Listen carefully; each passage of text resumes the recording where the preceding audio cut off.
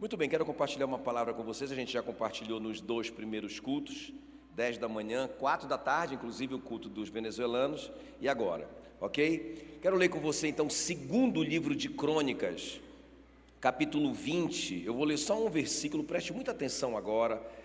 Peço que você realmente concentre nesse tempo, coloque o seu coração para que o Senhor plante essas sementes no seu coração.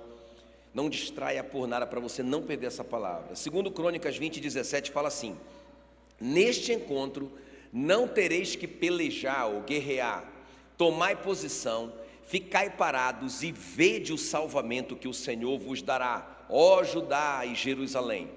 Não temais, nem vos assusteis, amanhã saí-lhes ao encontro, porque o Senhor é convosco. Eu vou ler mais uma vez. Neste encontro não tereis que pelejar, tomai posição, ficais parados e vede o salvamento que o Senhor vos dará, ó Judá e Jerusalém. Não temais, nem vos assusteis, amanhã saí-lhes ao encontro, porque o Senhor é convosco. Curva a sua cabeça, quero orar por você. Espírito Santo querido, muito obrigado, Senhor, nós estamos diante dessa poderosa palavra, da Tua palavra, e nós clamamos que o Senhor ministre essa palavra no nosso coração. Senhor, assim como o rei Josafá recebeu uma palavra que mudou a história de Judá ali, ele recebeu uma promessa do Senhor ali. Ó Deus, nós clamamos que nessa noite, cada uma dessas pessoas que tem uma demanda, que tem uma guerra, ó Deus, que tem um impossível na sua vida, cada um deles, Senhor, como o Josafá, receba uma palavra personalizada, uma palavra para eles, uma resposta para eles saberem o que fazer. Assim como o Senhor orientou o Josafá, como ele deveria agir, Senhor, nos fala nessa noite como devemos agir. Ó Deus, e como igreja do Senhor, na autoridade do nome de Jesus, como embaixadores em nome de Cristo, nós proibimos Satanás de atrapalhar, de interferir de alguma maneira, que nós recebamos essas promessas, essa palavra do Senhor nessa noite, em nome de Jesus que nós oramos e te agradecemos, amém, amém. Se você crê na sua oração, aplauda bem forte o nome de Jesus. Eu sei que você conhece bem essa história, mas deixa eu lembrar para você. Então o rei Josafá recebe essa notícia de que 3 nações, e são 3 nações poderosas, né? Os amonitas, os moabitas e os meunitas. Então cada uma dessas nações já era maior do que Judá. Então pensa que essas nações se juntaram para vir contra Judá. Irmão, covardia, né? Seria tipo assim, a seleção brasileira jogar com o pior time de Curitiba, com o Coxa, por exemplo, né? Seria um massacre, né? Terrível, né? E aí, é brincadeira. Então veja bem, um massacre total. E o Josafá, a Bíblia diz, olha só que coisa interessante. A Bíblia diz que o Josafá teve medo e se pôs a buscar o Senhor, né? Ele ficou muito apavorado e a Bíblia diz que ele juntou toda a nação, né, num grande jejum. E eles oraram ao Senhor. Pensa nessa oração poderosa de toda a nação, clamando por essa situação. Porque quando a notícia chegou, eles não falaram assim: olha, Josafá, daqui a um mês os caras podem vir. Eles falaram: olha, eles estão dobrando a esquina e já estão chegando. Quer dizer, o Josafá não tinha o que fazer, não tinha muito tempo, tinha que ser rápido. E o que ele pensou fazer? Vamos orar. É tudo que a gente pode fazer, né? E eles oraram, jejuaram ali, e Deus deu a resposta. E sabe o que aconteceu quando eles oraram? Nada. Não aconteceu nada, irmãos. Os caras continuaram vindo, os inimigos continuaram vindo. Deus não mandou um exército ali ou um anjo para acabar com aquela história. O problema estava lá, mas o Josafá recebeu uma promessa, não é? Nada entre aspas. Ele recebeu uma palavra e o profeta disse para ele: nesse encontro não tereis que pelejar, tomai posição, ficai parados e vede o salvamento que o Senhor vos dará, ó Judá. Ele só recebeu uma promessa, ou tudo que ele recebeu foi uma promessa. Mas deixa eu pular para o final da história.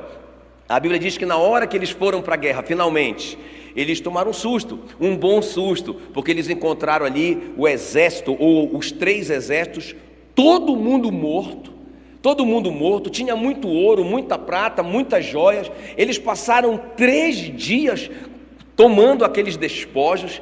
Quando eles voltaram com os despojos para ajudar, teve uma grande festa na nação, uma festa em cadeia nacional, e a Bíblia diz que veio da parte de Deus o terror sobre todos os reinos daquelas terras, quando ouviram que o Senhor havia pelejado contra os inimigos de Israel.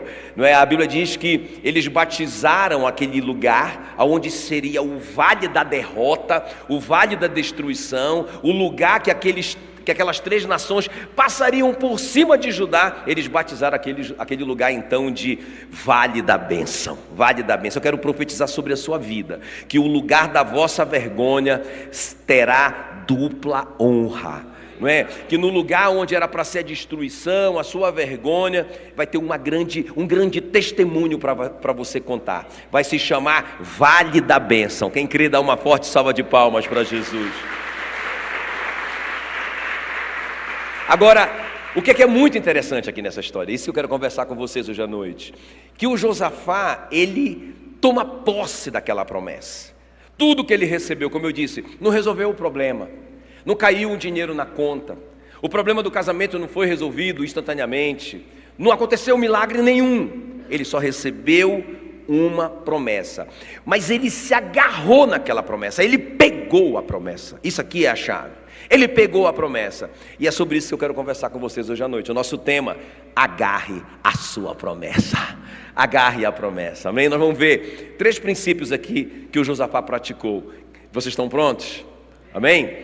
Então, são coisas bem práticas, irmãos, que às vezes a gente pisa na bola nisso aqui, nesses princípios, e perde a bênção. Apesar da gente ter uma promessa. Quer ver? Deixa eu fazer uma pesquisa rápida aqui. Quem aqui crê que tem pelo menos uma promessa para se cumprir na sua vida? Olha aí, todo mundo, gente, todo mundo, não é? E às vezes está demorando isso, e às vezes a culpa é nossa mesmo, não é? Porque a gente está agindo de maneira errada. Então, primeira coisa que o Josafá fez, grita aí comigo: alegrar-se antes de receber a bênção. Isso aqui é muito tremendo. Olha o que diz aí, 2 Crônicas 20, 21. Olha o que ele vai fazer, o Josafá, quando ele recebe a notícia. Estão dobrando a esquina, mas ele tem uma promessa, lembra? O profeta disse: essa batalha vocês não vão ter que lutar, essa batalha é do Senhor. Fiquem parados, fiquem firmes, e vocês vão ver o salvamento do Senhor. Então ele tem uma promessa. Então o que é que ele vai fazer com essa promessa? Ele reúne todo mundo, 2 Crônicas 20, 21, aconselhou-se com o povo e ordenou cantores para o Senhor. Agora presta atenção, irmãos, cantou numa hora dessa, cantou numa hora que 3 exércitos estão vindo ali, já estão pertinho, todo mundo fortemente armado, poderosos, e o cara me arruma cantores, ordena cantores, porque nós precisamos nos alegrar antes de receber a bênção. Preste bem atenção. A Bíblia diz que eles, vestidos de ornamentos sagrados e marchando à frente do exército, ou seja, os cantores vestidos a caráter para uma festa, passam na frente do exército e começam a cantar, mas não é qualquer música. O Josafá diz assim, para que eles louvassem ao Senhor, rendendo graças ao Senhor, porque a sua misericórdia dura para sempre. Irmãos, a música era uma música de ação de graça. Que loucura! O cara está com um problemão, ele está com um impossível na mão dele, está chegando perto, Deus dá uma promessa para ele, e o que ele faz com essa promessa? Ele canta uma música de vitória. Ele faz uma grande festa para o Senhor. Meu irmão, isso aqui é muito doido, muito louco, não é? Então, isso aqui é uma chave, porque a Bíblia diz que tendo eles começado a cantar, preste bem atenção, tendo eles começado a cantar e dar louvores, pôs o Senhor emboscadas contra os inimigos de Judá e foram desbaratados. Então, eles não ouviram a música, o inimigo não ouviu a música de ações de graças, aquela festa de alegria. Já pensou isso? Você consegue pensar num negócio desse? Você recebe uma notícia ruim e você coloca o louvorzão lá, né?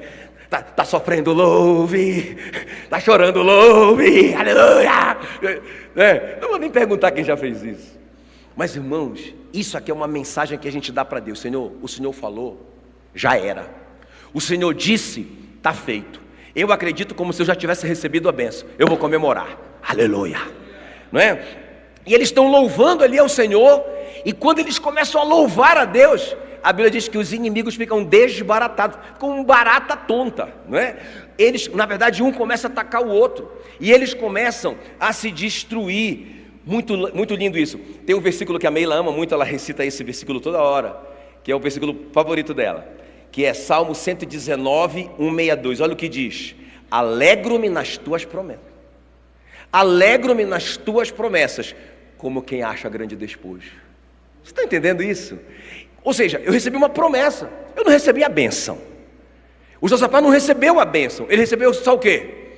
Mas ele se alegrou, como se ele já tivesse recebido a bênção. Irmãos, isso é uma chave, é a primeira chave para você se agarrar numa promessa, para você agarrar uma promessa que você recebeu, é você se alegrar com a sua promessa. Amém? Porque quando você recebe uma promessa e continua triste, eu recebi uma promessa, mas não mudou nada, você está dizendo: Deus, o Senhor é mentiroso, porque o Senhor não é capaz de cumprir o que o Senhor me prometeu. Mas quando você se alegra por uma promessa, como se já fosse um despojo, é a sua mensagem para Deus, dizendo: eu creio no Senhor. É por isso que o milagre acontece. Quem está me entendendo? O apóstolo Paulo diz assim: alegrai-vos sempre. Quando é para a gente se alegrar? E é interessante que o verbo está no imperativo, alegrai-vos. Não é uma sugestão do apóstolo Paulo, ele está dizendo, é uma ordem. Deus nos dando uma ordem para a gente viver alegre. Dá um sorriso aí para mim, vamos ver. Você que está triste, você que está em crise, dá um sorriso gostoso. E é impressionante, irmãos, quando, os neurocientistas já têm falado isso mesmo, né? Que quando a gente sorri, quando a gente se força mesmo a sorrir, rapaz, eu vou sorrir, aleluia, né? Eu vou ouvir uma notícia boa para eu sorrir.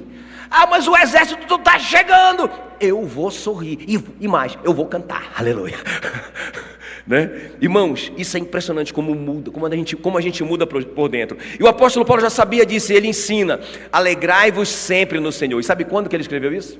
Essa carta da alegria, Filipenses capítulo 4, né? Toda a carta, na verdade, ele escreveu da prisão. Ele está dizendo: alegrai-vos, porque eu estou alegre, apesar das circunstâncias. Eu estou alegre apesar de ainda não ter recebido a bênção, mas eu sei que eu vou receber. Eu sei em quem tenho crido, por isso eu posso me alegrar. Aleluia, aleluia, glória a Deus. A gente tem que sorrir mais, irmão. O crente tem que ser sorridente. Aleluia, glória a Deus, né? Feliz, amém? Agora, eu lembrei da sunamita. Vocês lembram da sunamita, irmão? Não, eu pensei na sunamita muito quando eu estava escrevendo essa história, essa palavra, porque essa semana eu sonhei um sonho de madrugada com a minha netinha, morrendo afogada. Eu não vou nem falar o nome porque está gravando, aí eles estão ouvindo lá, né? Aí eu sonhei esse sonho, mas foi tão assim, real e apavorante, que eu acordei de madrugada. A Mila já acordou também, eu me assustei. Ela disse: que foi, amor? Aí eu falei: amor, eu sonhei com uma das meninas morrendo afogada, de madrugada, vamos orar? E já orei ali, né? Aí eu pensei na sunamita, irmãos, porque ela não teve um sonho. O filho dela, o único filho dela, que ela já teve na fase madura, né? Ela já estava, o marido já estava idoso, já foi um milagre ter o filho. Aí nasce o menino, agora o menino é um adolescente. Aí o menino morre no colo dela. Irmão, eu não gosto nem de pensar nessa situação, ela me causa uma coisa ruim, não é? Aí morre o menino, ela deixa o menino na cama do profeta, ela sobe com o menino lá para o quarto do profeta, deita o menino no quarto do profeta, tranca a porta e diz para o marido: amor, eu vou ver o profeta. Não contou para o marido. Esposas, não façam isso em casa. E aí ela disse: mas o que é que você vai fazer com o profeta? Ela disse: eu vou conversar, eu vou lá com o profeta. Pode. Mas não tem nada a ver, hoje não tem nada a ver para você, mas eu vou lá. E chegou lá com o funcionário e disse: prepara aí o jumento e vamos lá, e eu não quero que você converse com ninguém no caminho, não cumprimenta ninguém, e corre. E aí eles foram. E quando ela chegou lá com o profeta perguntou para ela: está tudo bem com você? Está tudo bem com o seu marido? Está tudo bem com o seu filho? Resposta da sunamita: está tudo bem. E lascou-lhe um sorriso para o profeta. Quem está me entendendo? Sabe por quê, irmãos? Porque ela está crendo que ela vai receber, ou que ela já recebeu o milagre dela. Quem está me entendendo? Quem tem uma promessa aqui? Quer agarrar a promessa?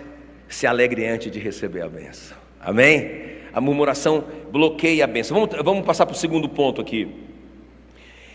A segunda coisa aqui que o Josafá fez, grita aí comigo: reconhecer o autor da promessa. Se alegrar antes de receber a bênção. Reconhecer o autor da promessa. Agora preste bem atenção aqui, isso aqui é muito poderoso, irmãos. Porque olha o que diz aí, segundo Crônicas 20, o versículo 15. Dai ouvidos todo Judá, e vós, moradores de Jerusalém, e tu, ó rei Josafá, ao que diz... Não, grita aí. Ao que diz... Quem foi que disse? Quem foi que fez a promessa? O Senhor. Não temais, nem vos assusteis por causa dessa grande multidão, pois a peleja não é vossa, mas de Deus. Foi Deus que fez a promessa. Então, irmãos, isso aqui é muito importante.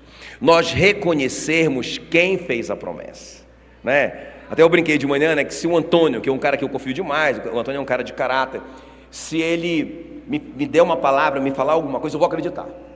Eu vou acreditar. Por quê? Porque eu acredito no caráter dele. Agora, presta atenção.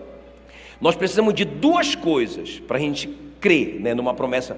Vamos falar de uma pessoa. Duas coisas. Eu acreditar no caráter dela e eu acreditar no poder que ela tem para cumprir a palavra. Quem está comigo aqui, ó? Então o Antônio tem caráter. Aí o Antônio fala assim para mim: pastor, eu vou te dar 10 mil reais. Eu vou acreditar nele, no caráter dele, mas eu não sei se ele tem esse poder agora. Mas Deus, meu irmão, Ele tem caráter para cumprir a promessa dele. A Bíblia diz que Ele não é homem para que minta, e nem filho do homem para que ele se arrependa. Tendo Ele prometido, Ele cumprirá. Ele é de caráter. Quem está comigo aqui? E Ele tem poder para cumprir. Ele pode fazer o que Ele prometeu para você. E nós temos que ter essa revelação. Agora preste atenção. Leia comigo aqui. Isaías 40, versículo 12. Quem na concha da sua mão mediu as águas e tomou a medida dos céus a palmos? Deus criando o cosmos. O cosmos. Ele pegando a água, não é, dos oceanos na palma da mão. Não é? Pensa num Deus gigante, poderoso, não é? E a Bíblia diz que Ele mediu os céus a palmos.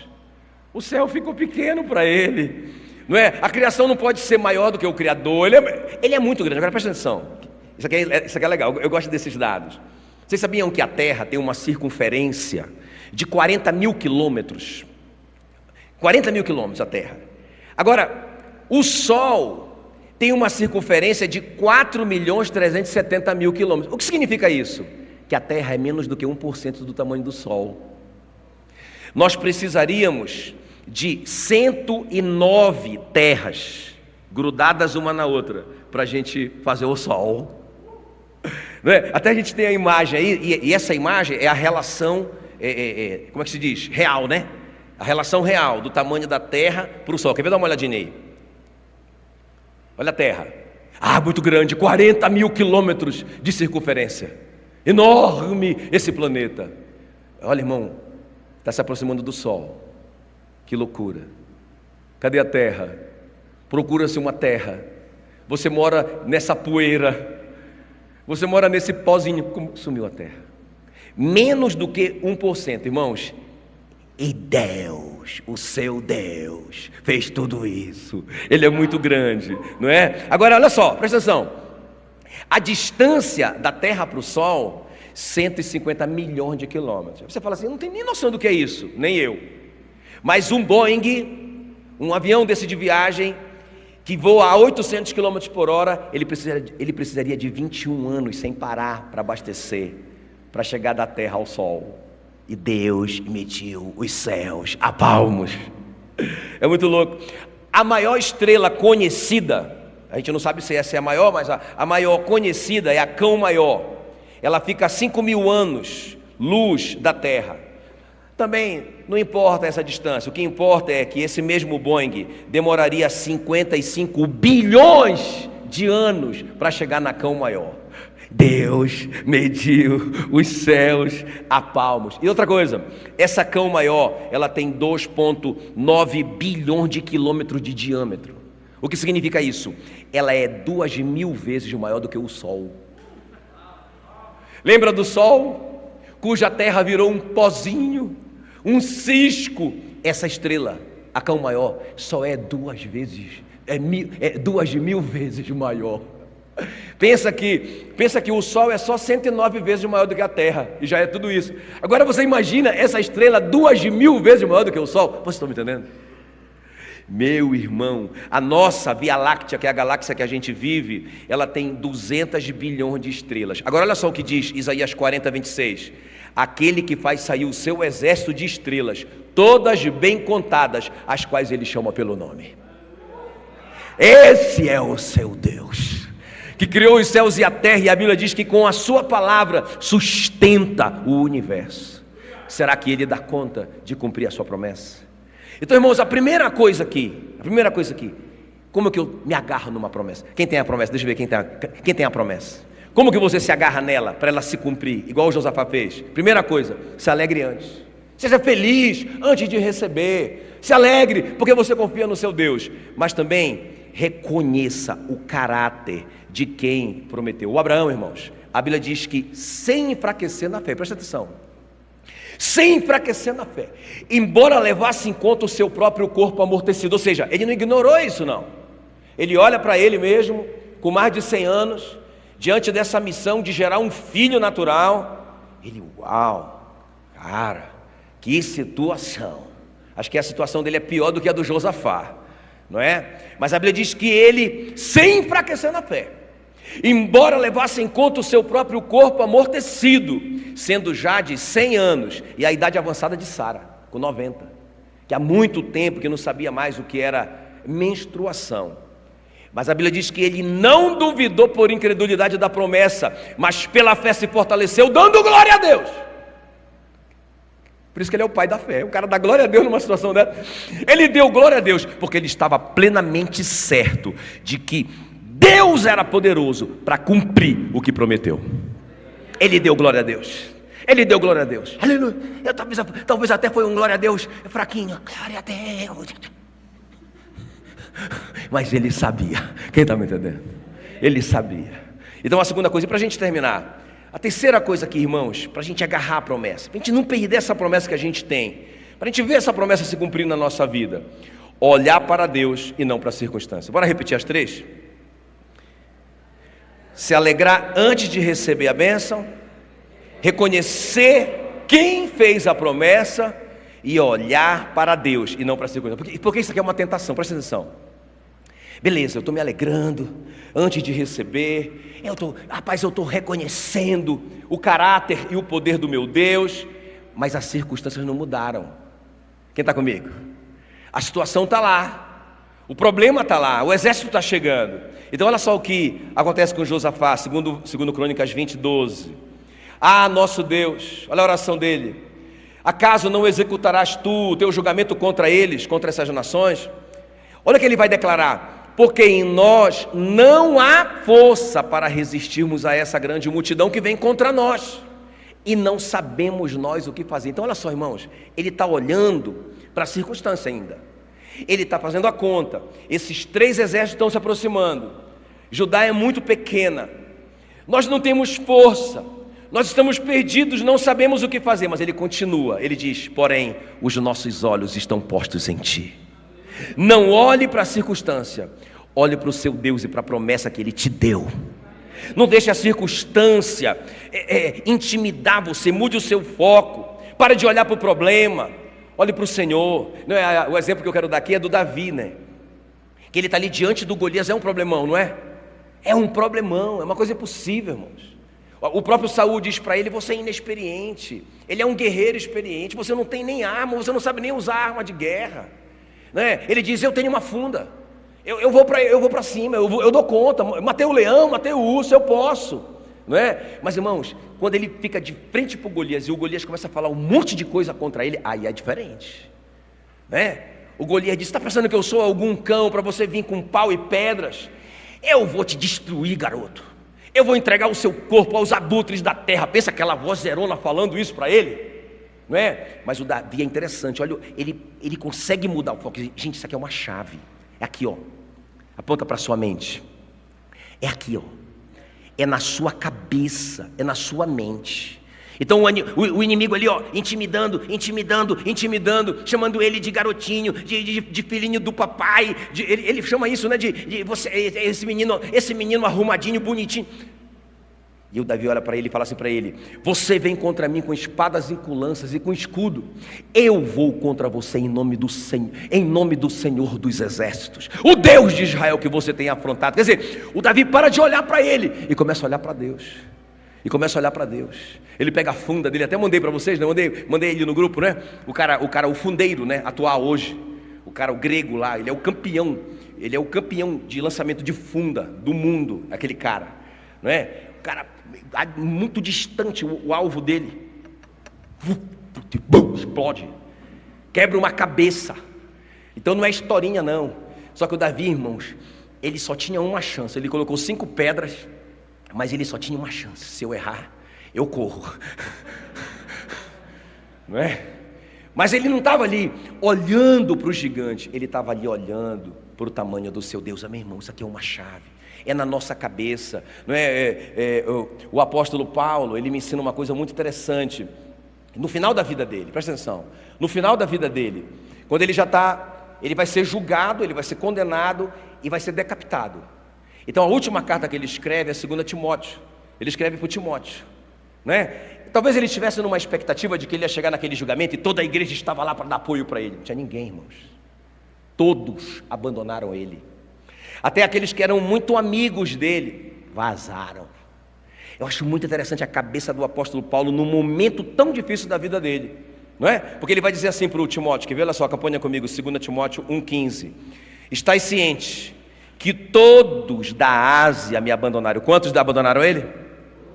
Não foi um pouquinho da igreja que saiu, não, irmão, foi toda a igreja. Toda a igreja me abandonou, estou sozinho nessa. E aí ele vai falar assim, olha, dentre eles, por incrível que pareça, até o Figelo e Hermógenes foram juntos. Eu acho que esses caras deveriam ser pessoas muito ligadas ao apóstolo Paulo, para ele dizer assim, rapaz, até o cara que eu confiava, né? Até esses 2, rapaz, me abandonaram. Mas aí, irmãos, interessante, mudar o foco. Grita aí, mudar o foco.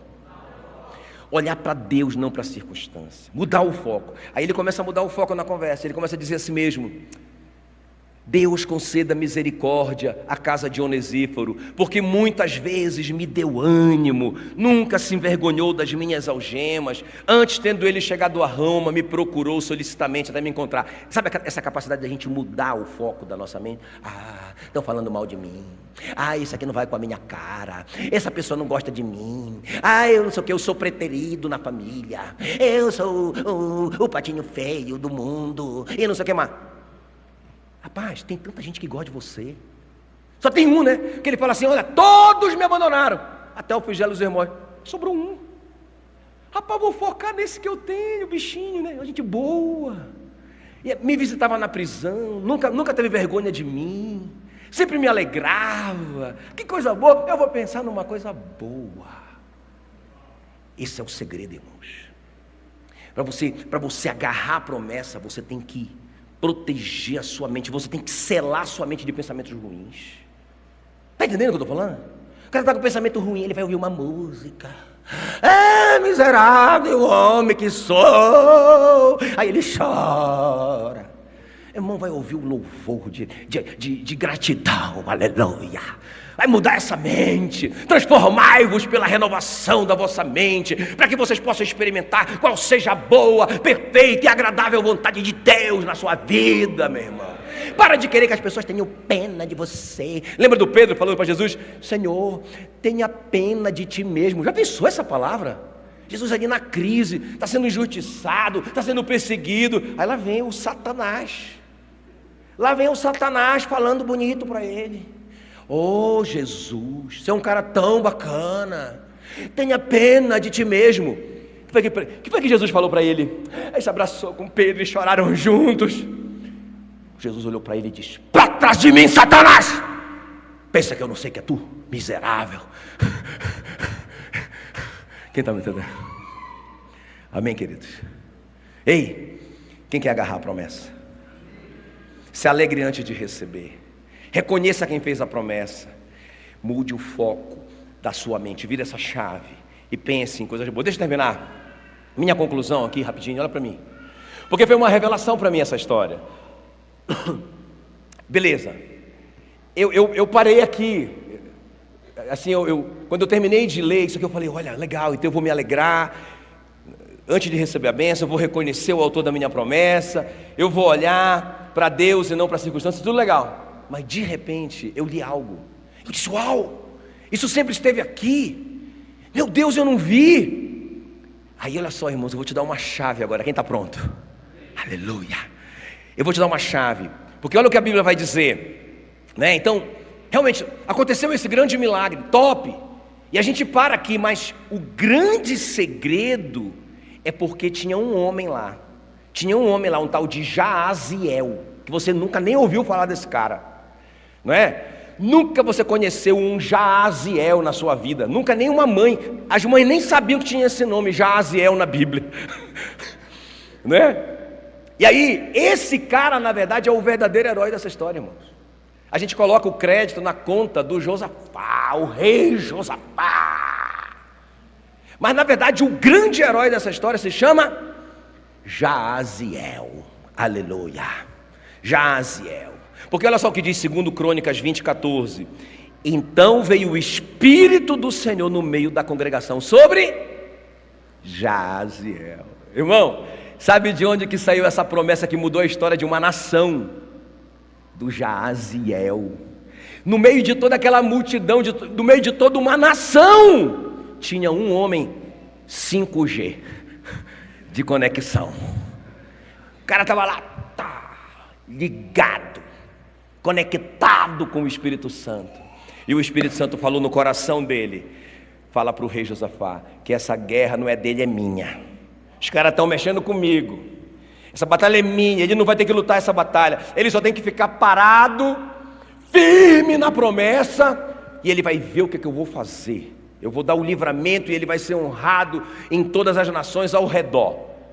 Aí a minha pergunta é que eu vou ter que perguntar isso para o Josafá quando eu for para o céu. Josafá, você estava offline? Por que Deus não falou direto com você? Não, irmãos, então quando eu li isso, eu fiquei em crise. Eu disse, não, eu quero ser o Jaaziel. Eu prefiro ser o Jaaziel. Eu quero estar conectado com o Espírito Santo. É isso que a gente vai terminar orando hoje aqui. Quem está comigo aqui? Ó? Meu irmão, nós temos que estar ligados com o Espírito Santo. Nós temos que ser, a Bíblia diz que aqueles que são nascidos de Deus são guiados pelo Espírito de Deus. Quantos são nascidos de Deus aqui? O Espírito Santo tem que te guiar. O Espírito Santo. Agora deixa eu te falar uma coisa que é importante. Olha o que diz João 16:13. Quando vier, porém, o Espírito da verdade, Jesus falando para os discípulos, porque eles falam assim: Senhor, não vai embora. Ele fala: não, é melhor que eu vá. Não, não é não, é melhor o Senhor ficar. É melhor que eu vá, porque se eu não for, eu não posso enviar o Consolador, não é? E aí ele vai falar assim: quando ele vier, o Espírito da verdade, ele vai guiar vocês a toda a verdade. Ei, o Espírito Santo é o nosso guia. Tem que ser o nosso guia, irmãos. Agora, como é que acontece isso? Presta atenção, isso aqui é muito chave, não perca isso. Como é que acontece isso? A Bíblia diz que o Espírito Santo, Romanos 8,16, ele testifica com o nosso espírito. Ele fala com o nosso espírito. Irmão, o Espírito Santo não está lá no céu. A Bíblia diz que Deus está no trono dele, que Jesus está à sua direita intercedendo por nós, e que o Espírito Santo está em nós para sempre. Meu Deus, você não precisa ir lá no monte atrás do Espírito Santo. Entende? Eu vejo uma igreja, não a nossa, mas eu vejo tanta gente, né, offline. Uma nação offline atrás dos Jaaziels.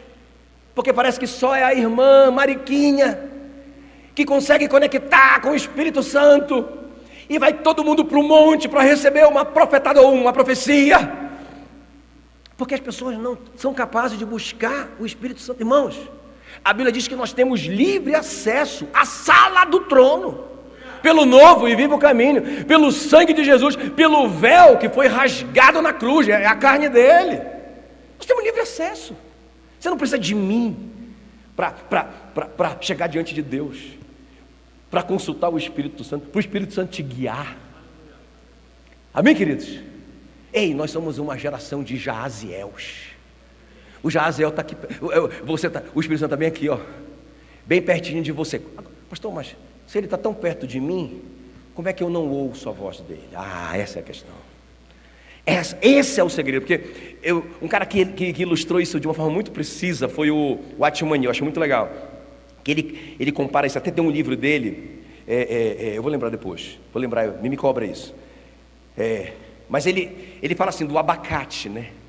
Ele fala assim, o abacate tem uma semente, a vida está na semente do abacate. A vida que está lá dentro do caroço da semente está nascendo e vai nascer um novo abacate. A vida está lá. Só que para essa vida sair de lá, a casca e a polpa tem que apodrecer, tem que morrer. Por isso que Jesus disse que se o grão de trigo caindo na terra, ou seja, se ele for plantado, se ele não morrer, ou seja, a casca e a polpa da semente, ela não germina. Então por que a gente não consegue conectar com essa vida do Espírito Santo que está dentro de nós? Irmão, às vezes as pessoas pensam que o Espírito Santo ou o poder do Espírito Santo é só barulho, não é? Só rapaz, foi top lá, rapaz, o Espírito Santo. Mas a pessoa sai e não tem conexão nenhuma com o Espírito Santo. O Espírito Santo falou nada com ela, nenhuma palavra para ela. Foi só barulho. Foi só o sino que fez barulho, né? O apóstolo Paulo fala isso, né? Como o sino que retine. Não, irmãos, o Espírito Santo quer comunicar com a gente. Quero te dar essa notícia hoje, não é? Alguém falou assim para mim um dia, eu terminei a palavra, ele falou assim, pastor, sabia que a gente não pode orar ao Espírito Santo? Não pode orar, por quê? Porque a gente tem que orar a Deus em nome de Jesus. Eu falei, cara, mas peraí, a Bíblia diz que o Espírito Santo é uma pessoa. Ele é Deus, porque a Bíblia diz que é para a gente, por exemplo, batizar em nome do Pai, do Filho e do Espírito Santo. Não é? Quando eu for liberar vocês aqui, eu vou dizer que a graça do Senhor Jesus, o amor de Deus e a comunhão do Espírito Santo seja com você. Ele é uma pessoa. A Bíblia diz que ele se entristece. Ele é uma pessoa, então quer dizer que ele é Deus. Ele é uma pessoa. Ele está aqui no meu coração. Eu não vou conversar com ele. Eu não vou falar com ele. Eu vou deixar ele no vácuo. E ele vai ficar lá. Imagina, irmão, você faz uma viagem com alguém e não conversa com essa pessoa? Como que a gente pode viver uma vida sem comunicar com o Espírito Santo, irmão? É isso que eu quero terminar essa palavra falando isso para você. Quem está me entendendo? O profeta que aparecer na sua vida é só para confirmar o que o Espírito Santo já está falando com você. Aí o profeta vai chorecando, manda aí, profeta, manda aí. Aí o profeta fala um negócio, aí você vai falar na hora. Beleza, está em linha com o que o Espírito Santo, que fica falando toda hora comigo, a gente conversa demais. Quem está me entendendo? Está em linha, obrigado, profeta. Valeu, foi bom, porque aí ele falou comigo, falou com você também, foi uma confirmação, top. É isso mesmo, tá certo. Agora imagine, irmão, você procurar alguém para te dar uma direção, porque essa pessoa tem algum privilégio que você não tem. Você está entendendo que você está arriscando demais a sua vida? E se essa pessoa for um falso profeta? Ou se ela for um profeta de meia tigela, que pensa que é profeta, que na verdade está chutando o negócio na sua vida? Meu irmão, se você pode falar com o presidente, por que você vai se contentar a conversar lá com o secretário do ministro do não sei que lá o quê? Ei, fala com o Espírito Santo, crente. Amém, querido? Aleluia, aleluia, glória a Deus, glória a Deus. Vamos ficar em pé, irmãos, vamos terminar. Vem Ariel, vem Ministério de Louvor. O segredo dos segredos aqui foi esse Zé Ninguém, chamado Jaaziel. O cara estava conectado. Meu Deus do céu. Foi ele que disse: Josafá, essa batalha não é sua, é do Senhor. Josafá, fica firme na sua posição, porque o Senhor vai te dar livramento, Josafá. Quem te falou isso? Papai, aleluia. Amém? Vamos louvar o Senhor. O que a gente está fazendo nesse mês de fevereiro? Todo esse mês de fevereiro nós estamos buscando o Espírito Santo. Nós temos uma palavra da nossa liderança, que esse ano é o ano do despertar sobrenatural. Então nós estamos buscando Deus Espírito Santo, queremos conhecê-lo, queremos aprender sobre Ele, queremos buscá-lo. Quando Jesus fala assim: pedi, dar-se-vos-á, buscai e acharei, batei e abrir-se-vos-á, quem pede recebe, quem busca encontra, quem bate abrir-se-vos-á, ele está se referindo ao Espírito Santo. Ele diz: qual o pai que, se o filho lhe pedir um pão, lhe dará uma pedra? Ora, se vocês são maus e sabem dar boas dádivas aos vossos filhos, quanto mais o Pai Celeste não dará o Espírito Santo àqueles que lhe pedirem. Meu irmão, nós precisamos buscar o Espírito Santo. Jesus falou para os discípulos para eles irem pelo mundo pregar o Evangelho, mas depois ele disse: não saiam de Jerusalém. Eles não entenderam mais nada. Como assim? É para ir ou é para não ir? Jesus disse: vocês não podem sair enquanto vocês não forem revestidos do poder do Espírito Santo. Vocês só poderão ser testemunhas eficientes se vocês forem cheios do Espírito Santo. O que é ser cheio do Espírito Santo? É o Espírito Santo ter a gente, é Ele prevalecer em nós, é Ele ocupar todo o espaço. É isso que é ser cheio do Espírito Santo. E Ele quer nos encher. Jesus disse: eu bem quisera que a terra já estivesse a arder. Eu vim para colocar fogo na terra, e bem quisera que ela já estivesse a arder. Vamos buscar, irmãos, vamos buscar nessa noite a pessoa linda, o Deus poderoso, o Deus Espírito Santo. Enquanto nós ministramos o louvor, você vai fazer sua oração. Você vai dizer: ó Senhor, essas nações estão vindo contra mim, eu estou num beco sem saída, em mim mesmo não há força, não sei o que fazer, mas meus olhos estão postos em Ti. Oh Deus, me dá uma palavra, me dá uma palavra, querido Espírito Santo, me dá uma palavra como o Senhor deu para o rei Josafá. Em nome de Jesus, em nome de Jesus, vamos adorar o Senhor.